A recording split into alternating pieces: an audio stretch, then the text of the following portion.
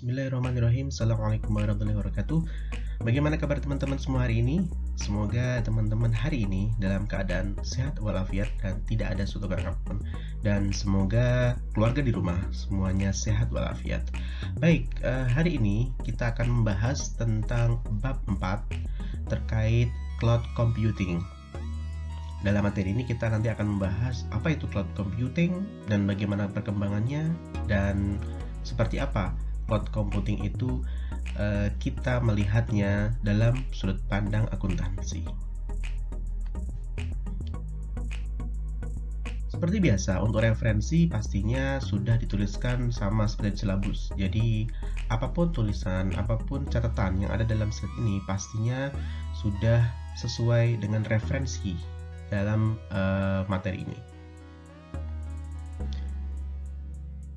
Baik, untuk beberapa penjelasan secara umum dalam video ini, kita akan membahas tentang apa itu cloud computing. What is cloud computing?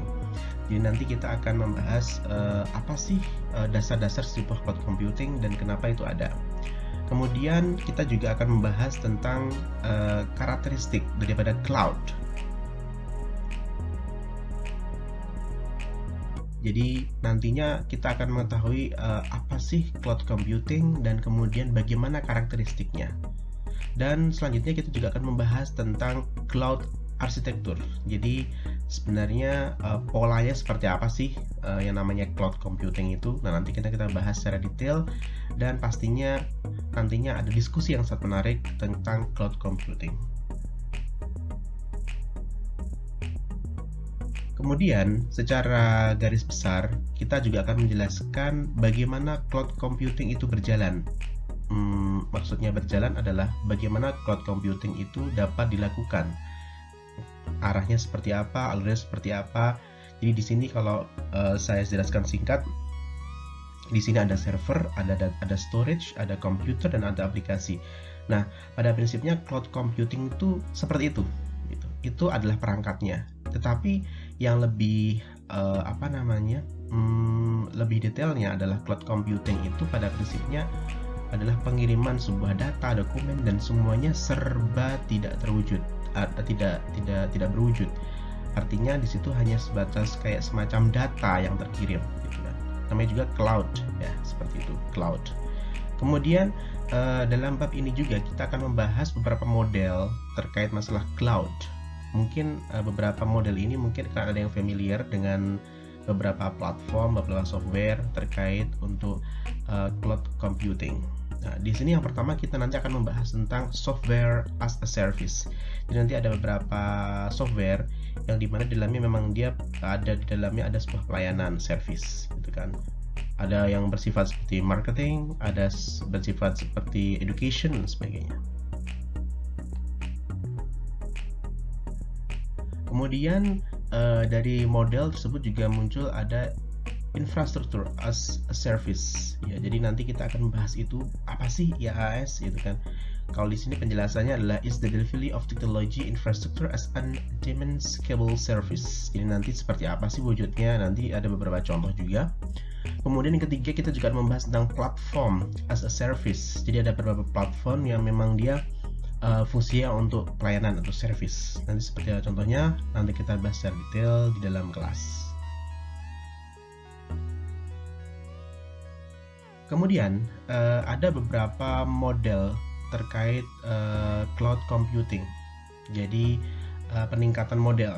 Ya, nanti ada istilahnya public cloud, ada istilahnya private cloud, ada hybrid cloud, kemudian juga nanti ada muncul community cloud. Nanti itu perkembangannya. Jadi nanti ada beberapa penjelasan yang mungkin nanti kita relatekan dengan situasi saat ini seperti apa. Ada contohnya.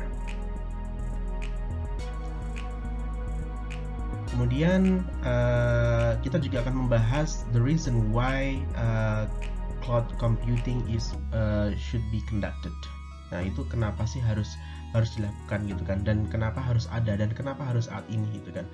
Dan kapan sih kira-kira cloud computing itu mulai ada, gitu kan? Karena pasti ada perkembangannya kan, pasti ada roadmap-nya kan, gitu. Terus kemudian kita juga akan membahas dengan the reality of cloud computing. Jadi nyatanya bagaimana sih, gitu kan? Dan pastinya kalau seperti ada pembahasan sebelumnya kemarin, mesti nanti ada resiko-resiko yang kita hadapi pada saat penggunaan cloud computing. Terus selanjutnya ada how to get started. Itu juga bagaimana kita memulai untuk menggunakan cloud computing. Last but not least, kita juga akan membahas tentang preparing for the future. Jadi kedepannya seperti apa sih dengan adanya cloud seperti ini gitu kan. Apalagi sekarang sudah muncul 5, bukan 4G lagi ya, harusnya ada 5G gitu kan. Jadi nanti seperti apa itu perkembangannya gitu kan. Dan kemudian ada beberapa metode-metode yang digunakan dalam web developers, kemudian network security specialist, kemudian nanti muncul juga ada namanya virtualization specialist, economic of scale require virtualization. Nah, pada prinsipnya preparing for the future ini kita gambaran kedepannya seperti apa sih dari sebuah cloud computing, khususnya bagi mereka-mereka yang nantinya membahas tentang IT skills yang diperlukan dalam pengembangan ke depan gitu.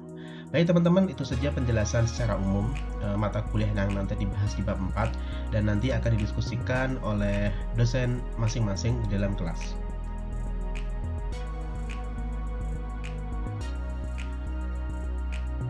Terima kasih atas perhatiannya. Kita ketemu lagi di bab selanjutnya, dan pastinya setelah selesai bab 1, 2, 3, 4 nanti kita akan melakukan UK. Jadi ada UK 1. Nah, setelah UK 1 baru nanti kita masuk bab yang baru, yaitu tentang masalah enterprise research planning. Terima kasih atas perhatiannya. Kurang lebih mohon maaf. Stay healthy and always happy. See you next. Wassalamualaikum warahmatullahi wabarakatuh.